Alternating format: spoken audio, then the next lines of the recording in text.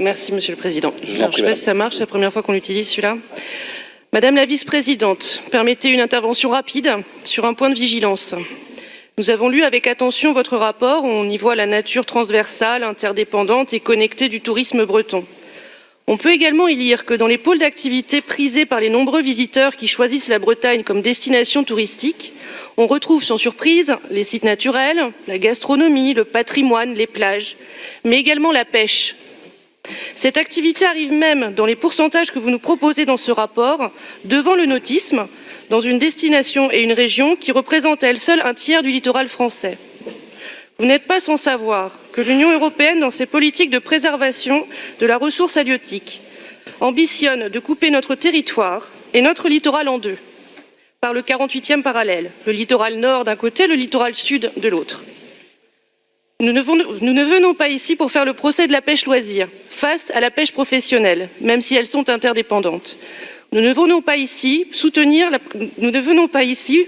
que la préservation de la ressource, et plus particulièrement ici le stock de bar en Manche et en Atlantique Nord, n'est pas un sujet dont il faut s'emparer et surtout sur lequel il faut légiférer. Nous vous alertons sur une mesure discriminatoire où le sud de la Bretagne continuerait à pouvoir pêcher 3 bars par jour et par pêcheur, quand au nord, l'interdiction serait totale. Nous venons vous faire part de l'inquiétude de toute une filière touristique interdépendante de cette activité. Il existe des propositions moins contraignantes, plus justes, mise en place de cahiers de pêche, attribution de bacs pour limiter le nombre de prises. Ces mesures permettraient d'ajuster une politique nécessaire en s'appuyant sur un prélèvement quantifiable du bar par la pêche loisir, sans créer de frustration et surtout sans diviser une destination touristique unique, la région Bretagne. Nous demandons donc à la région, de par ses compétences touristiques et économiques, de faire entendre sa voix. Merci. Madame David prend le relais. Je ne prends pas le relais du bar, là, mais... ni du lieu jaune. Non, je voulais attirer votre attention. Donc, on a bien compris, bon, nouvelle stratégie, même si on repart un peu des mêmes univers, mais c'est un peu normal en termes de cohérence. On est plutôt sur de la coordination, parce qu'on est tous déçus depuis très longtemps que la loi NOTRe ne nous ait quand même pas donné cette compétence, et là, je crois qu'on le partage.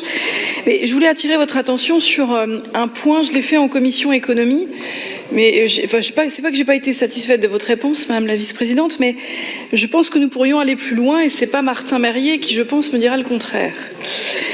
Alors, mon intervention porte donc sur le point particulier des projets expérimentaux touristiques.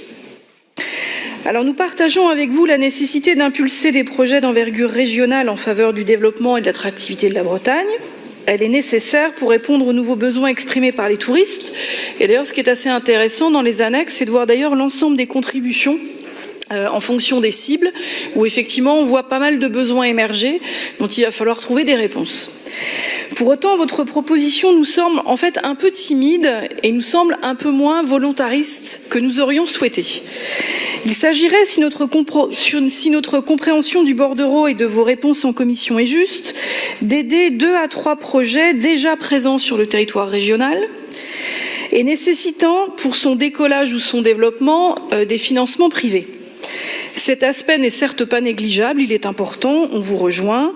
Pour autant, notre groupe aurait souhaité que nous puissions aller plus loin, à l'instar d'ailleurs de d'autres territoires français. Je pense notamment à Deauville, je pense à Paris, je pense aussi à la Provence. Alors, nous aimerions vraiment aller vers une vraie politique d'incubation touristique.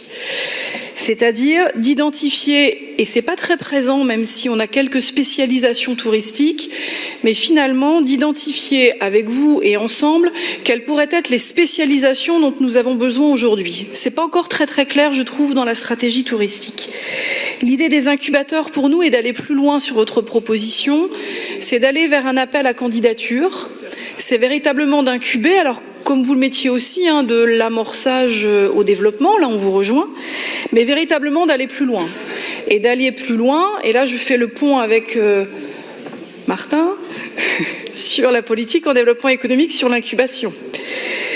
Il faudrait aller plus loin sur la panoplie de services destinés pour faciliter le lancement de ces entreprises start-up, pour nous des facilités administratives, notamment des locaux. C'est vrai que vous aviez évoqué, hein, on en a discuté en commission, mais peut-être d'évoquer également que nous puissions être fer de lance dans des stratégies start-up en matière touristique.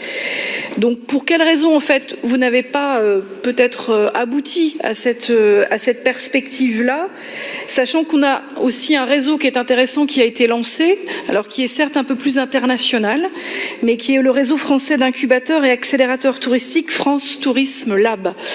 Donc Madame la vice-présidente, très intéressant ces projets expérimentaux, et comme vous le voyez, nous aurions aimé, et je pense qu'en parallèle avec les politiques qui sont conduites sur les autres incubateurs, aller beaucoup plus loin. Je vous remercie.